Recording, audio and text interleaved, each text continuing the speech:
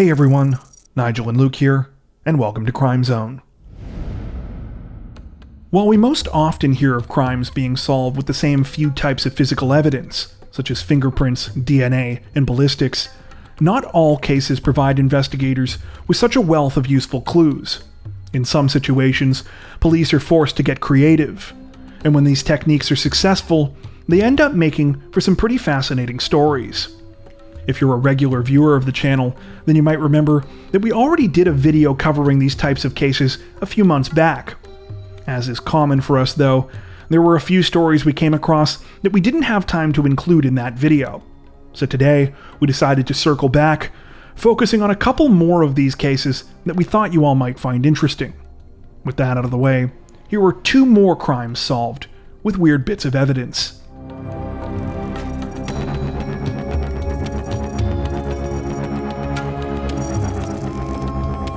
At around 6 a.m. on August 11th, 2000, 22-year-old Tracy Tomco left her home in Akron, Ohio, and set out for her morning jog.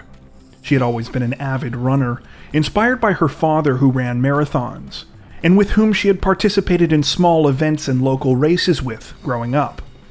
Recently, Tracy had decided that she really wanted to run a marathon of her own, and had selected the Towpath, an annual event held in Cleveland along the Towpath Trail, which was originally established to promote the Ohio and Erie Canalway. With the marathon coming up that fall, Tracy had been training hard. When she left that morning, Tracy headed out of her sprawling neighborhood complex, known as the Timbertop Apartments and Townhomes. The complex is located in a more sparsely developed, forested area on the northern outskirts of Akron, the kind of place that seemed to offer perfect scenery and a tranquil environment for runners like Tracy.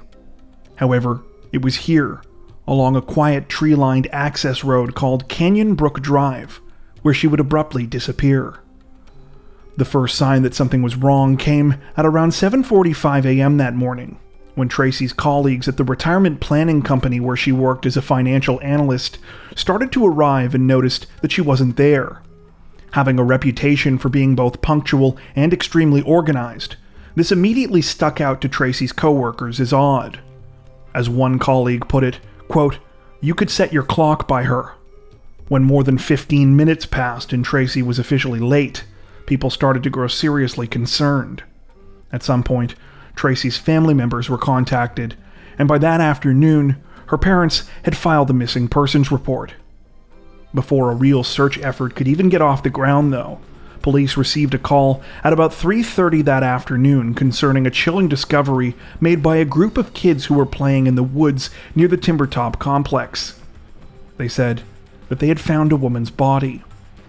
When police went out to the scene, everyone's worst fears were soon confirmed. They had discovered the body of Tracy Tomco. She was in the forest, a couple hundred feet off of Canyon Brook Drive, the access road that was part of her running route. Based on Tracy's injuries, it was quickly determined that she had likely been the victim of a hit and run. More specifically, it appeared that she had been hit from behind while jogging by a vehicle that was traveling in the same direction, after which she had been dragged into the forest, presumably by the culprit, who had tried to cover up what had happened. Back on the road adjacent to where Tracy had been discovered, police found small clues that had been left behind from the collision. Glass believed to be from a car's windshield was scattered in the area, as was a small quarter-sized piece of plastic believed to have come from the same vehicle. While this seemed to confirm investigators' theory about a hit and run, unfortunately, this was the extent of the evidence they were able to find. Hoping for further leads, they turned to the public, asking for anyone who might have seen anything to come forward. In particular, they told people to look out for any vehicles with signs of suspicious damage, especially ones that had cracked or broken windshields. Within just a couple of days, police announced that they had received a promising lead from a male witness, who said that he had seen a car parked along the side of the road at the approximate time and place of the hit and run. The man described the vehicle he had seen as an older model boxy-shaped car with damage to its front end and windshield. He said that the car was either blue or teal and might have been a Chevrolet Cavalier. No sooner had this new information been announced then police made a second update about the case. A vehicle matching the witness's description had just been found in Summit Lake, about a 20-minute drive south of the crime scene. When the car was pulled out of the lake, things looked extremely promising. Not only was the vehicle a teal Chevrolet Cavalier, but it also had damage to its windshield and front end. Unbelievably, however, the vehicle turned out to be a massive coincidence. It had been stolen from a family the morning after Tracy's death on a road extremely close to the south end of Summit Lake. When police showed a picture of the vehicle to the witness that had originally come forward, he also said that he didn't think it was a match. With that, the promising lead was ruled out. More appeals to the public for information followed, but this time weeks began to pass with no substantial breaks made in the investigation. Understandably, the lack of resolution to the case was disturbing to many of those in the local area, particularly those who lived in the Timbertop apartment complex. Though Tracy had only moved into the neighborhood a few months prior, she had made an impact on several of her neighbors in that time who knew her as a friendly and kind person. This was especially true of a married couple named Linda and Douglas French, who said that they waved to Tracy almost every day as they drove past her while they were on their way to work and she was out for her morning run. The thought that someone could have hit Tracy accidentally was one thing, but the idea that the person could have then dragged her body off the road without trying to get her help was haunting to them. What was most chilling of all, however, was the fact that the crime had happened on the Canyon Brook Access Road, a route seldom used by anyone who didn't live in the area. The Frenches therefore concluded that the person responsible for the terrible crime was likely living in their midst. As more time began to pass, Tracy's family desperately tried to keep her story in the news, hoping that their persistence would reach the right potential witness, or maybe even weigh on the culprit enough that they would come forward of their own volition. When the Towpath Marathon came around that October, at least 25 members of Tracy's family participated, including her parents, who carried the number 1 bib from the marathon, which had been given to them in honor of Tracy's memory. Just over a month later, police issued a surprise update in the case. They had found the driver responsible for Tracy's hit-and-run killing, and he was now in police custody. He was a 38-year-old man named Ralph Blackwood, and he was indeed a resident of the Timbertop community. It turned out that police had been looking for the wrong make and model of car for the last few months. While the witness who had initially reached out to them had been mostly right on the details, in that the vehicle was teal and it was a boxy-shaped older model, Blackwood's car was not a Chevrolet Cavalier. It was a 1994 Ford Tempo. What was far more interesting, however, was how detectives had arrived at this discovery. The entire case had hinged on the quarter-sized piece of plastic that had been found on the road at the crime scene. With just this small piece of evidence, authorities had eventually been able to determine that the fragment had come from a teal Ford Tempo, with further analysis narrowing the car's make down to a 3-year period. With this information in hand, Akron police had briefed as many of their officers as possible about the discovery, asking them to be on the lookout for any potential matches. Just days later, an officer on the 3 to 11 p.m. shift was in a parking lot in the Timbertop apartment complex when he noticed a teal Ford Tempo. Upon closer inspection, the officer realized that the vehicle had a small hole in its front grille area, close to the left headlight. It turned out to be an exact match to the quarter-sized plastic fragment police had recovered from the hit-and-run crime scene. Additional investigation would show that the owner of the vehicle, Ralph Blackwood, had replaced his windshield shortly after the hit-and-run. He had hidden the car in his garage in the immediate aftermath of the crime before taking it out of state to get the windshield fixed. When police questioned Blackwood, he eventually confessed to hitting Tracy, saying that he had panicked after the collision and, assuming she was dead, had dragged her into the wooded area where she had been found. Though the hit-and-run was now solved, there was still one truly horrifying detail to come, when investigators finally released the results of Tracy's autopsy. The medical examiner ruled that while blunt force injuries and fractures she had sustained from being hit by Blackwood's car had been a significant contributing factor to her death, it was not the direct cause. Instead, Tracy's death was caused by being dragged to the forested area where Blackwood had left her, which just so happened to be filled with mud and puddles of water. Unconscious and injured from being hit, Tracy had drowned. Despite these stunning revelations, authorities opted not to increase the charges against Ralph Blackwood, and instead, in January of 2001, he pleaded guilty to involuntary manslaughter, tampering with evidence, and hit skip. He was sentenced to 10 years in prison. At his sentencing hearing, Blackwood offered an apology to Tracy's family, saying, quote, "I will never be able to explain why I acted the way I did. I'm not sure myself, and may never be. If I didn't panic, your daughter might be here today." For their part, the Tomco family rejected this apology, with Tracy's mother leaving the courtroom while Blackwood was speaking, and Tracy's sister saying in a tear-filled statement that 10 years was nowhere near enough time for what he had done.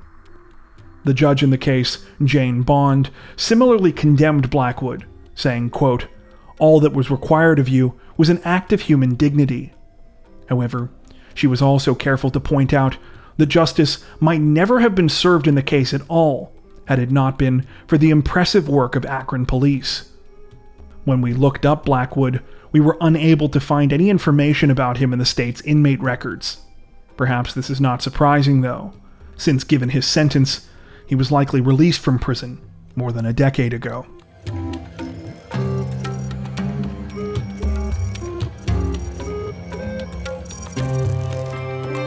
Before the winter of 2015, Richard and Connie DeBate seemed to have everything going for them in life.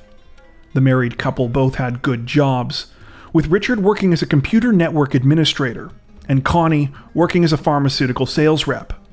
They lived in a spacious colonial-style home in an affluent part of Ellington, Connecticut, a town located about 20 miles northeast of Hartford. They had a wide circle of friends, were well-liked by their neighbors, and were the proud parents of 2 young boys. However, the family's idyllic image would be forever shattered just a couple of days before Christmas that year, when those that knew them learned that they were the victims of an unthinkable crime. It began at around 10:15 a.m. on the morning of December 23rd, when officers from the Connecticut State Police received a call from a company called Live Watch Security. They reported that a panic alarm had been set off at one of their customers' homes on Birchview Drive. Minutes later, police received a second call, this time a 911 call directly from the homeowner of the same residence. He said that his name was Richard DeBate, and that he desperately needed help. When the first emergency responders arrived at the scene, they found Richard lying on the floor of a kitchen area. He had been partially zip-tied to a chair and appeared to be suffering from some unknown injuries.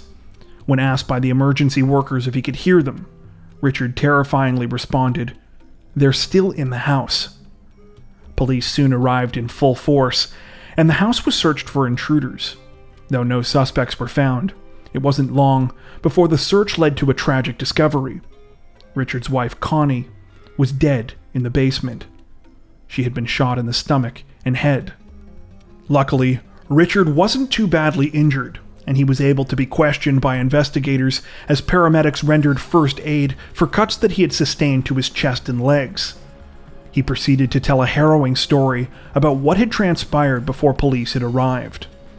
According to Richard, the morning had started off normally enough. He and Connie had woken up early and had gotten the kids ready for school. He said that he had dropped off the boys at their bus stop sometime after 8 a.m., then returned home around 8:30 to put on a work shirt. As he got back, he saw Connie backing out of the driveway in her vehicle. She was headed to a fitness class at the local YMCA. Richard said that he had left the house once again after changing, only to realize part of the way into his commute that he had forgotten his laptop back at home. He turned around and got back to the residence sometime just before 9 a.m. At roughly the same time, though, he claimed that he received an alert that the silent alarm at the house had been tripped by something or someone. He then sent an email to his supervisor at work saying that he needed to check on something and that he was going home. Richard said that at some point after venturing back into the house, he was grabbed and attacked by an unknown man who was dressed in camouflage and wearing a mask and gloves. He said that the man had a deep voice, which he compared to actor Vin Diesel. After a struggle, he said that he was zip-tied to the chair where he had been found, and that the masked attacker had sliced him with a box cutter numerous times while demanding information about he and his wife's credit cards and PIN numbers.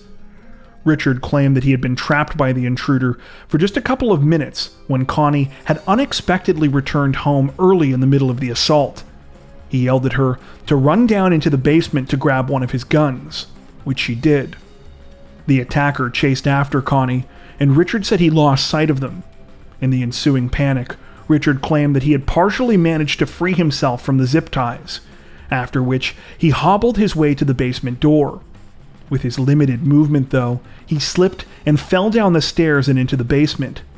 It was then that he heard at least one gunshot, possibly two, after which he said he didn't hear any more sounds from Connie. The intruder then turned his attention back to Richard, and a second struggle ensued, this time with the man attacking him with a blowtorch. Richard said that he managed to wrestle it away from the suspect and burn him, after which the man fled the house. Richard said that eventually he was able to make the arduous climb back upstairs, where he hit the panic alarm on his home security system and then called 911. Despite Richard's detailed description of what had happened, there was little in the way of hard evidence that investigators had to go on. Because of the mask and camouflage gear he said the suspect was wearing, it was difficult for him to offer any specifics about the attacker's appearance. And though police set up a perimeter and expanded their search, nothing was found. Several police canines were brought in to assist with the search, but they lost any sort of scent almost immediately after leaving the house. Neighbors likewise said that they had not seen anyone suspicious in the area leading up to the crime. For 16 months, it seemed that little progress was made in the case. That was until April 14th, 2017, when police announced that they had made an arrest. Their suspect was none other than Richard DeBate, and he was now being charged with his wife's murder, as well as evidence tampering and giving false statements to police. Though the news of Richard's arrest was initially a shock to those that knew him and his family, things began to make more sense when police revealed the alleged motive behind the crime. It turned out that in the months leading up to Connie's murder, Richard had reconnected with an old grade school acquaintance named Sarah Ganser. The two had started having an affair, only to realize a short time into the relationship that Sarah was pregnant. According to investigators, in the ensuing months, Richard had tried to play both sides of his relationships, continuing on at home like nothing was wrong, while insisting to Sarah that it was only a matter of time before he got divorced from Connie. Detectives were able to establish this based on text messages Richard had sent throughout this time. These same text messages revealed that shortly before Connie's murder, she and Richard had gone away for a romantic weekend together in Vermont. When Connie posted photos of the trip to social media and Sarah discovered them, it caused a serious blow-up between her and Richard. Investigators alleged that with the baby on the way and with renewed pressure on him from Sarah to get a divorce, Richard realized that he was backed into a corner. Not wanting to risk his reputation or deal with the fallout from the divorce, he had instead decided to get rid of Connie permanently. When police confronted Richard about his affair, he offered bizarre and cagey explanations, sometimes acting like Connie knew about the situation, and at other times acting like she didn't. At one point, he apparently went as far as to suggest that Connie not only knew about his relationship with Sarah, she also knew about the pregnancy, and that the three of them had made plans to co-parent the baby. This was far from the only thing that Richard told police that didn't add up, though. From the very beginning, investigators had been suspicious about the story Richard told them about the morning of the murder. For starters, despite being an alleged home invasion, police had found no signs of forced entry at the DeBate residence, nor had they found anything to indicate that an intruder had been there or fled the scene. In fact, when the canine unit had been brought in to try and track the scent of the suspect, at least one of the dogs had reportedly made its way over to Richard, showing significant interest in him after being given things to sniff at the crime scene. The fact that Richard had only suffered superficial injuries despite the violent struggle he had described having with the suspect was also seen as suspicious, as was the fact that the attacker had apparently broken in only to not steal anything from the house. In addition to this, the details of Richard's story apparently changed numerous times. At first, he told police he had only returned home after receiving the notification about the alarm going off at the house, later adding the detail about forgetting his laptop. When he described the beginning of the attack, he first said that he had gone inside and heard a noise upstairs, only to later claim that he had been attacked almost immediately after entering the house. Even the way he described going down into the basement during the assault changed. In one telling, he was pushed down the stairs by the intruder. In another, he fell down the stairs. Finally, he said that he was pretty sure that he had tripped. Those were just a few examples, though.